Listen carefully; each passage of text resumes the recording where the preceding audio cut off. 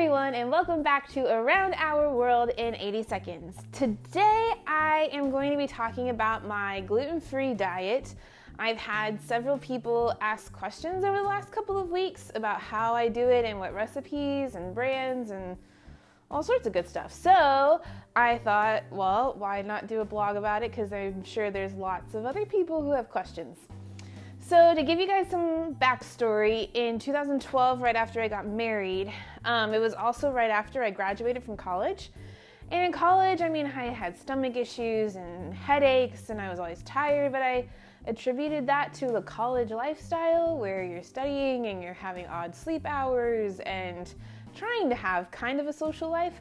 But whenever I graduated, all of those symptoms didn't go away. I was still super tired. I still had the stomach issues, and it kind of all peaked whenever I actually threw up at work and was feeling really crappy. So I went to the doctor, and she ran a whole bunch of different tests trying to rule some things out, including some blood work. And my blood work came back saying basically I have the antibodies in my blood that fight gluten, because my body apparently thinks that gluten is a bad thing. So she's 80% sure that I have celiac, but she didn't want to put me through the test to biopsy my stomach, because you have to go through your throat and But she did suggest for me to just go on a gluten-free diet, and within 24 hours I could already notice a difference. And within a week, I was like a completely different human being. What I would like to do is kind of explain to you guys what my diet looks like. I've been doing it for 4.5 years now, and maybe you guys can take some of the things that I do and implement it into your own palette of food and live better. I do want to say that this is not a fad diet. You do not usually lose weight whenever you go gluten-free, because some of the foods that you eat actually are higher in calories than flour. And so don't go gluten-free just because you want to eat healthier or lose weight. If you want to eat healthier and lose weight, then just eat healthier. But in case you're like me and you're gluten intolerant or you have celiac, here's what I do. So I eat a lot of corn, which is good because we have Taco Tuesday every week. And so I have these lovely corn tortillas, and it's so nice. They have gluten-free right there on the package. So that's pretty fantastic. And, corn chips, if you do nachos, because we live in Texas and we have guacamole, corn chips, not flour tortilla chips, would be your best bet. And a lot of the brands that I see, even at we shop at Walmart, they have gluten-free right there on the front of the package. So that's very helpful. We also eat a lot of rice. So a lot of stir fry in this household. And the thing with stir fry is you have to make sure that you have real soy sauce, because we as Americans decided to do it cheaper and made soy sauce out of wheat. So make sure that when you go to soy sauce aisle, you look at the soy sauce and you make sure that it's actually made out of soy. It'll usually say gluten-free on it, because that's the trend that the market's going into. And so just make sure that it's gluten-free soy sauce and it's actually made out of soy, not out of wheat. So I do want to talk about meats really quick. For the most part, meats are going to be okay. Your typical ground beef or your chicken or your turkey, they're going to be fine. The thing they have to look out for is processed meats. So if you get lunch meat or something and it has been sliced and it has barbecue hickory smoke flavor, the thing with gluten is it's like nature's glue. So, when you think about bread, it rises and you get those cool little air pockets inside that make it all light and fluffy and wonderful. So the thing that's keeping the bread together whenever it does rise and it creates those little air pockets while it bakes, gluten is the glue that makes the bread stick together. So if you're looking at those lunch meats and you're seeing the natural/artificial flavoring on the packaging, what happens is that meat didn't have that flavor. They had to add it, and the only way that they could make it stick is with nature's glue, gluten. So just be careful whenever you're buying things like that. Oscar Mayer is usually a pretty good brand when it comes to having gluten-free meat. Hillshire Farms for the most part. But the best thing that I can give you guys as far as advice for meat, there's a really fantastic app called Fooducate. It's $5, so yes, it's a little expensive for an app, but I've used it so many different times.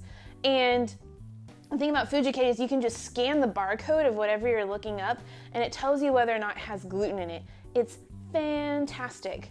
And a lot of it is user generated, so like if something isn't in the database, I can take a picture of the front of the barcode and of the ingredients, and then they'll actually go research it and then add it into their database. So that's pretty fantastic. Even if you don't have a gluten allergy, like it'll tell you things for like peanuts or shellfish or anything else, it can do that as well. So kind of getting into the more conventional types of things, I mean, I've had Cheerios since I was like 2.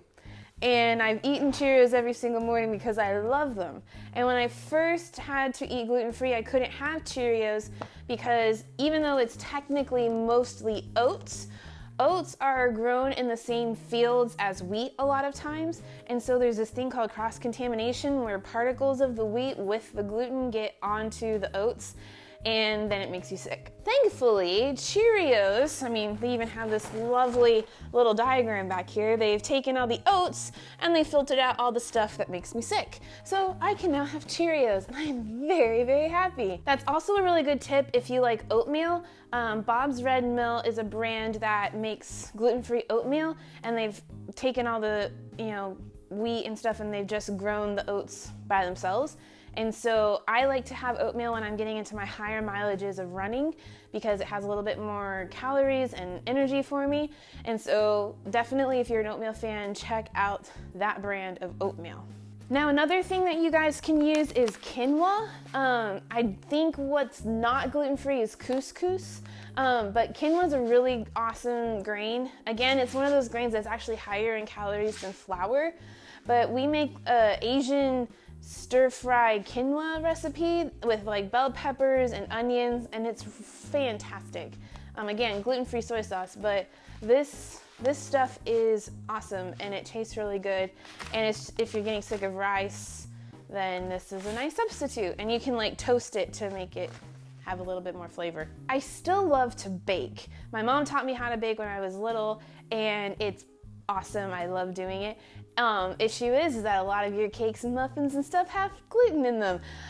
When we first started doing gluten-free, we actually used to have to go and research, okay, I'm making this product, so I need to mix some different types of flours in order to get the right consistency. We're talking like garbanzo bean flour or tapioca flour or potato starch and xanthan gum, and your muffins have different textures than your cakes, and your cakes have different textures than your cornbread. So you would actually have to mix the flour in order to get the right consistency because you don't have gluten anymore. I still do that because I still have flour left over from all those other tries. And so I'm just using them up, but there are one-to-one recipes that my mom actually uses for a lot of things that involve holidays like Thanksgiving and Christmas and my birthday, because she still makes me a birthday cake. Thanks, Mom! That's one way that you can get around the whole gluten issue. Whenever it comes to making cookies or cakes, just buy the one-to-one flour. It is going to be a little bit more expensive than your typical glutinous flour, but it's worth it if you're allowed to have cheesecake, right? So these next two products are basically making me excited because it's the trend in the market. I think people are realizing that it's not just a fad diet, and there's actually a medical component to the people that have to eat gluten-free.